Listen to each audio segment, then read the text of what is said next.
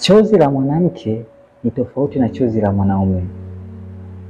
Chozi la mwanamke linaweza kuwa ni ishara ya kuweza kuficha makosa au akawa anahitaji mtu fulani aweze kumwonea huruma, lakini chozi la mwanaume ni ishara ya kwamba moyo umeshindwa kustahimili maumivu makali ambayo anayapitia kwa wakati huo, na sio rahisi kuweza kuyaona machozi ya mwanaume. Wengine wanapokuwa katika hali ya maumivu wanakuwa wanaingia bafuni, wanajifungia, wanalia sana huko, na machozi yao yanakuwa yanakwenda tu na maji kama machozi ya samaki. Sio rahisi kuweza kuyaona machozi ya mwanaume.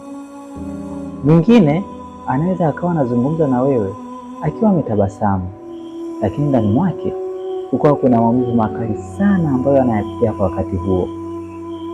Na washauri wanaume wote kwamba unapopitia katika hali nzito, unapopitia katika hali ngumu, unapopitia katika hali za maumivu, usione shida kulia, kwa sababu kulia sio udhaifu, lakini pana sumu ambazo unaweza kuwa unazitoa ndani mwako, pana vitu ambavyo unakuwa unaviachilia, pana mzigo ambao unaokuwa unautua.